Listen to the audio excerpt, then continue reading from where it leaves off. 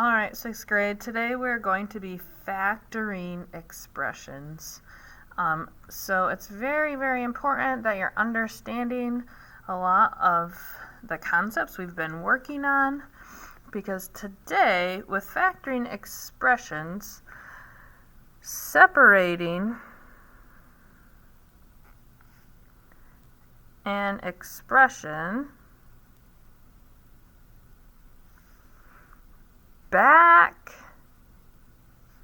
into a product, so we're taking out the factors, is called factoring. So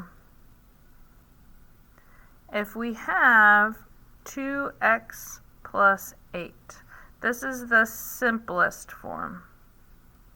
Can't be simplified anymore, right? And we take out a 2 from here. So if we took out a 2 from the 2x, we're just left with the x.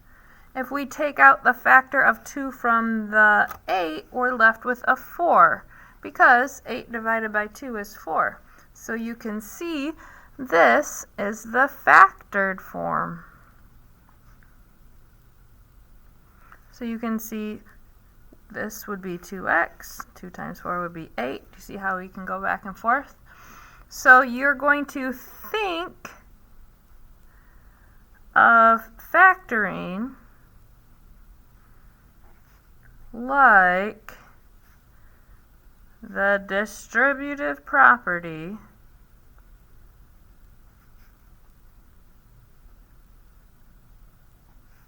in reverse.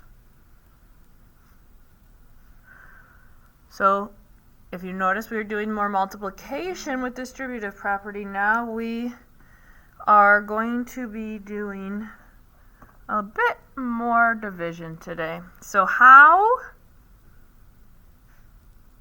to factor? Number 1.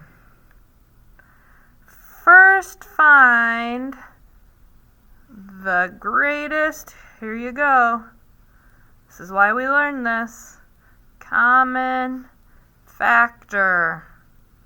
Remember that GCF of each term. Remember, what do they have in common? What's the biggest factor they have in common? That makes them up, right? Number 2, draw a set of parentheses and place the GCF, the greatest common factor, outside the parentheses.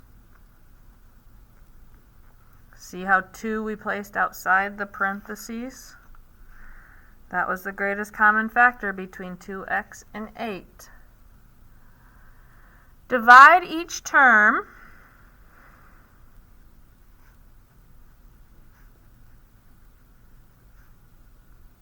by the greatest common factor and drop down the factors inside the parentheses. So we took the greatest common factor out. What did we have to multiply the 2 by to get 2x? Well, we had to multiply it by x. What did we have to multiply the 2 by to get 8? Well, we had to multiply it by 4. Okay? And finally, you should always check your work, at least in your head, by distributing to be sure it would go back to being the simplest form properly. Make sure you did it right. All right, so once again today we have numerical examples to start.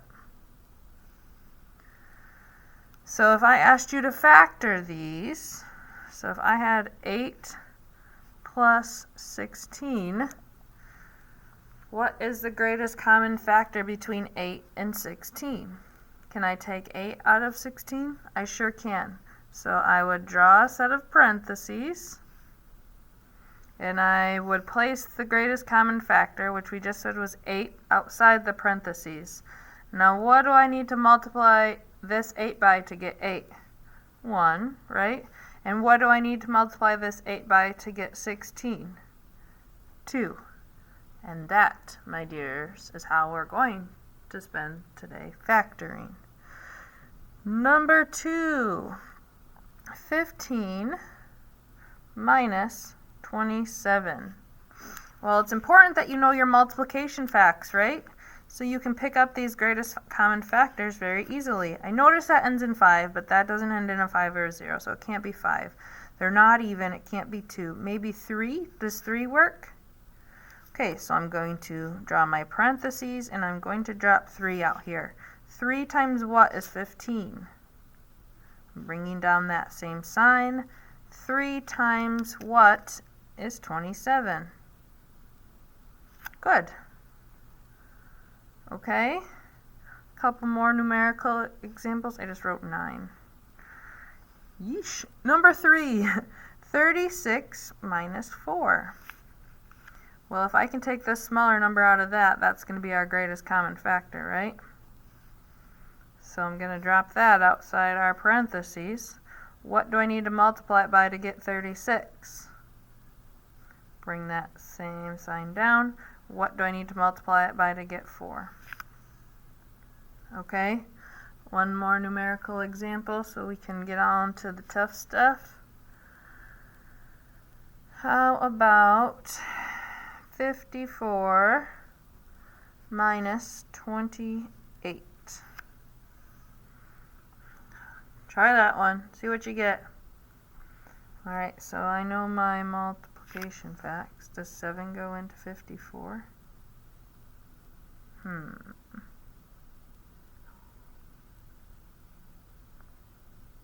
Does it, guys? It doesn't.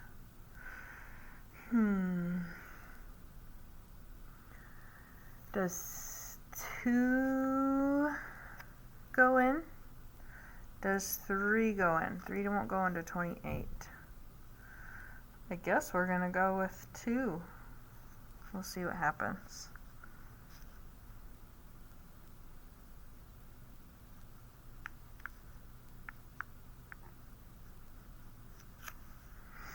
I don't think I can take anything else but 2 out of there. Alright, sometimes it's just that. Alright, here are some algebraic examples, guys.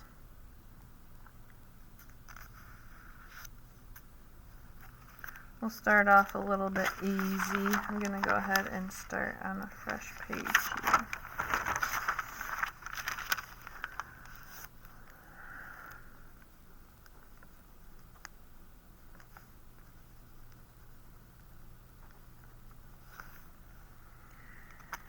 So I think we're on number 5. So 2x plus 14.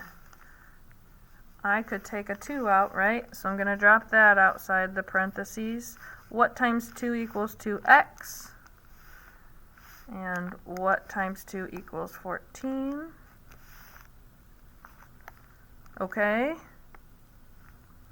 6k plus 6. Well, I know I can take 6 out of both, right? Plus what? 1, right? That's not so bad. I think you guys can do this.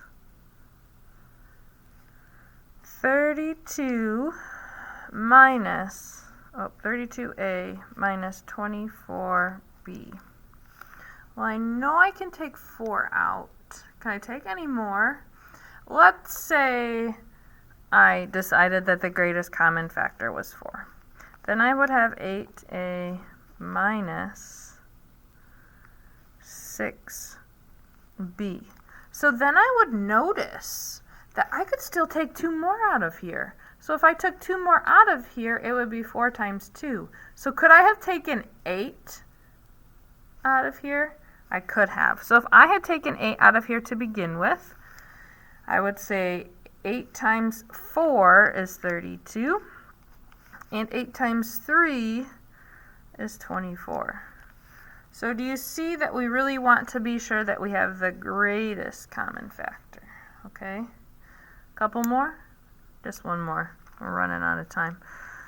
All right, how about 60a minus 48b? Can I take 12? Let's go for it. 5a minus 4b.